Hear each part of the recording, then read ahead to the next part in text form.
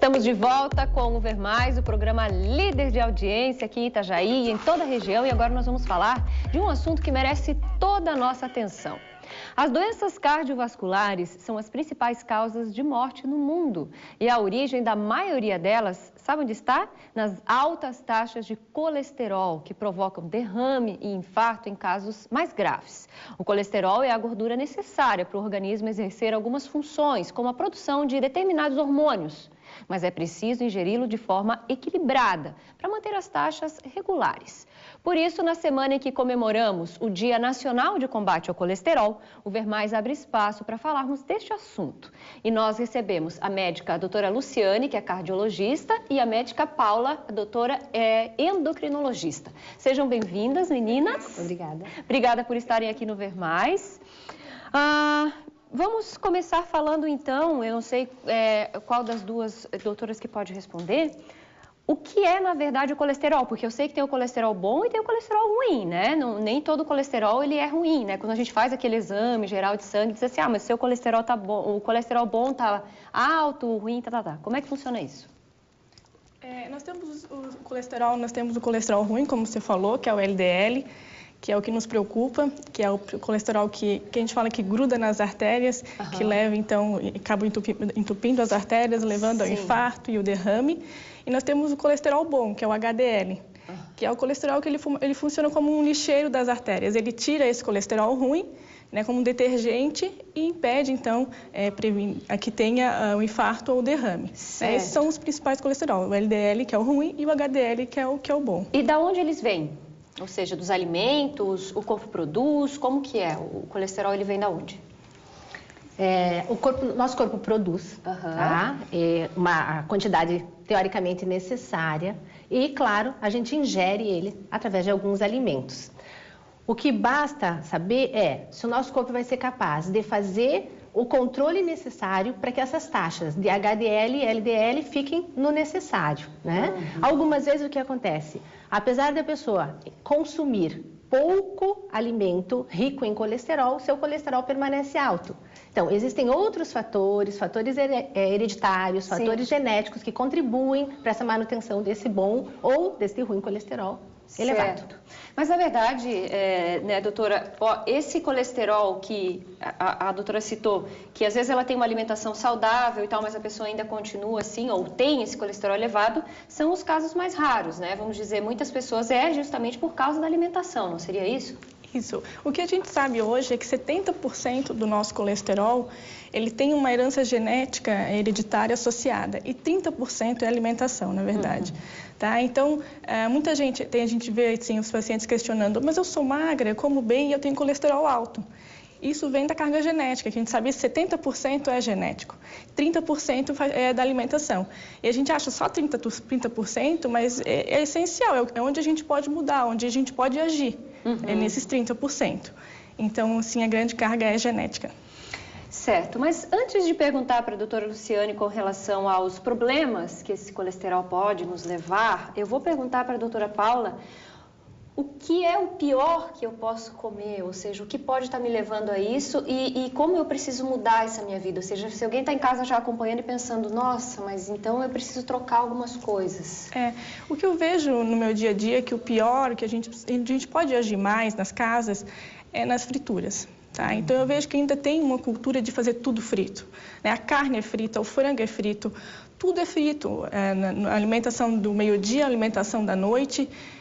E a gente tem que mudar isso, né? Tem que ser para grelhado, para forno, fazer alimentos no forno, porque essa cultura já não cabe mais, né? Eu vejo que isso passa de pai para filho, que passa para o filho, e a gente está na hora de quebrar essa linha e começar a fazer mais grelhado, ensinar para o filho a fazer grelhado, a fazer de forno, a mudar a alimentação em casa. Trocar, sem frituras. Eu acho que o maior vilão é a fritura para mim. É a fritura.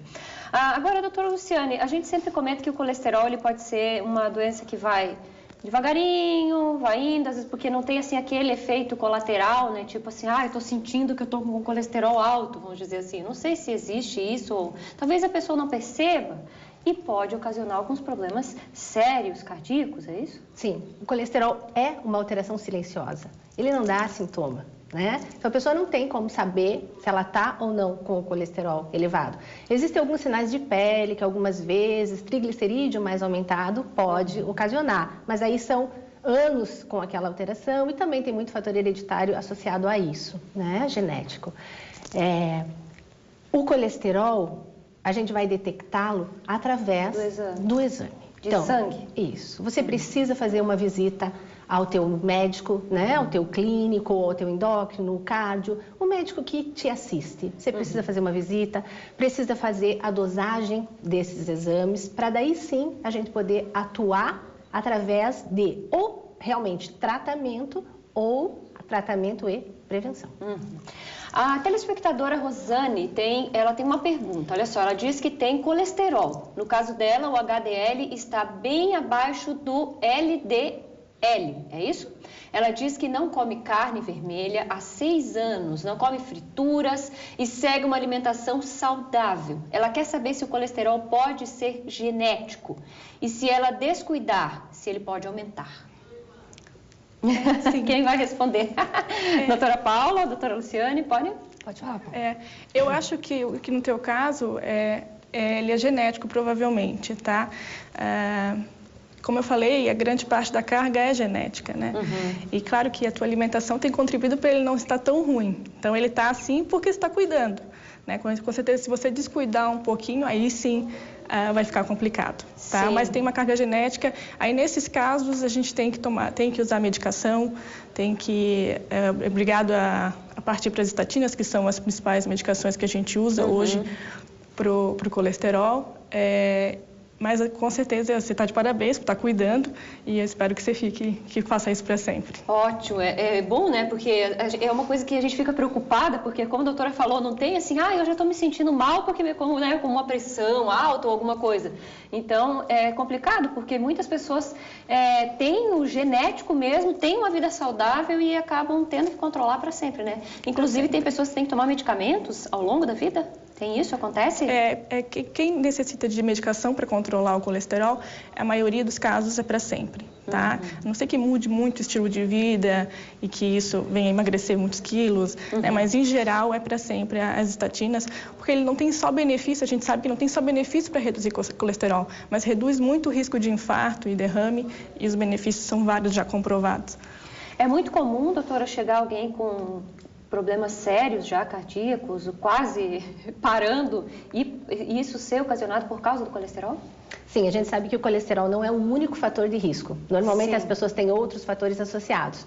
Mas é muito comum colesterol elevado, fatores alimentares influentes, né? Alimentação não adequada, falta de atividade física, isso tudo gera as placas, né, de aterosclerose dentro das artérias e o risco maior dessa pessoa ter um infarto. E com certeza o colesterol é um dos fatores de risco para isso.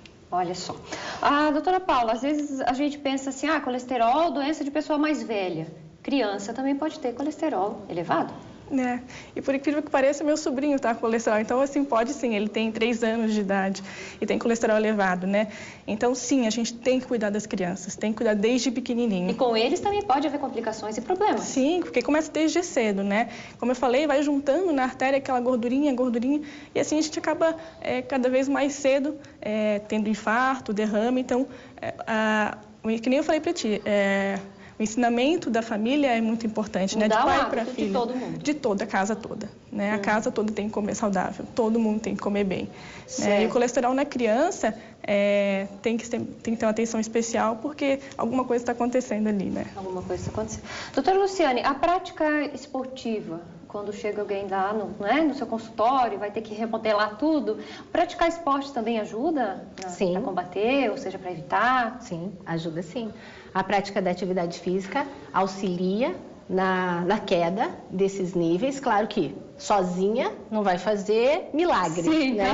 Precisa dos outros fatores juntos. Mas auxilia sim, a gente sempre indica, independente da faixa etária, independente de se ter doença já estabelecida no coração ou não, a prática do exercício, né? Um exercício aeróbico associado com exercício de musculação para fortalecer e para melhorar os hábitos, sim, auxilia. Muito bem, muito obrigada, doutores, por estarem conosco, falando desse assunto tão importante, né? Silencioso, mas que acaba prejudicando muitas pessoas ao longo da vida, né? Então, quem está em casa acompanhando e tiver com alguma dúvida, vai solicitar de um profissional um exame de sangue e tal, para ver se está tudo certinho, certo? Obrigada por estarem conosco, sejam sempre bem-vindos. Obrigada.